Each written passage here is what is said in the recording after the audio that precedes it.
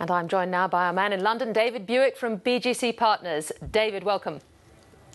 Good evening, Tiki. Now, I can't resist it. Up and down and round we go again with Operation Twist on the markets. But because partly on the other side, we've got these falling growth forecasts in the US. That's right. I won't give you my rendition of Chubby Checker, but just to say, at 0.5% down to 1.9 to 2.4 from 2.4 to 2.9 is a very realistic indication that things are not good.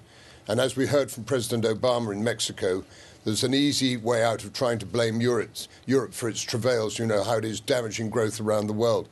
But again, as your contributor said, we've had 4 wasted days in Mexico, utter waste of time, lots of rhetoric, no policies at all. All the ministers on the finance side are gathered in Luxembourg today. Again, I could almost promise you nothing again. And as somebody put it very succinctly to me yesterday, it's amazing how unbelievably selfish politicians are.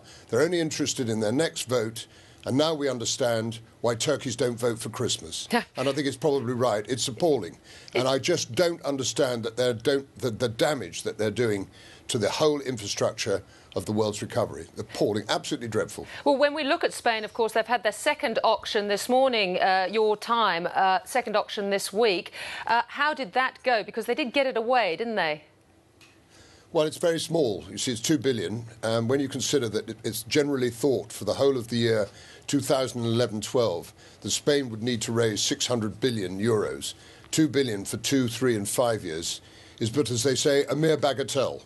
And when you're really going to be in problems, when they're going to be looking for 30 or 40 million in a clip for 10 years, because basically countries, in order to sort themselves out on a long-term basis, must borrow long.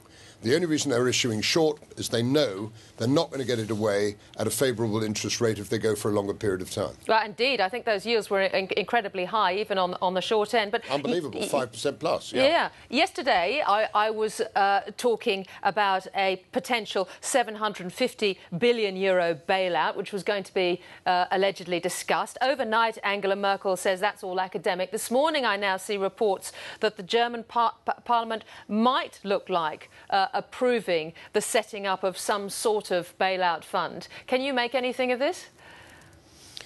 Well, I think really it's the balance of knowing what Chancellor Merkel can get away with the electorate.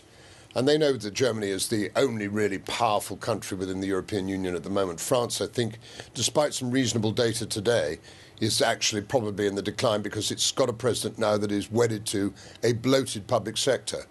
So basically, it's really Angela Merkel to call the tune. And whether she's going... Sorry, Tiki. Well, and also I'm just looking towards the end of the year because we've got that fiscal cliff coming in the US where you've got taxes rising and expenditure cuts. And also in Europe that there is an awful lot of national debt that needs to be rolled over, isn't there? It's a huge amount. I mean, it's astronomical, the amount that's got to be done, not only on a sovereign basis, but more to the point, on a banking basis as well. But I think it is fair to say that this problem is now being crystallised more than being a political issue, which is what the politicians are trying to make. It's the fact that poor countries that are not doing well are being sustained on the value of the euro rather than their own currency. Lastly, I have to ask you, you are going to have a flutter on our nag Black Caviar, aren't you, this weekend? No, I'm just going to watch her win. I know you've got all the televisions up in Federated Square, is it, in Melbourne? I hope you have a wonderful time. I just hope the ground isn't too soft. Yep, well, so do I. It's a bit of a lottery with 30 runners, but we'll be cheering her home to a man. What a wonderful horse. 21 wins on the bounce. I hope you both had a very good day out. David Buik, thank you for joining us. Pleasure.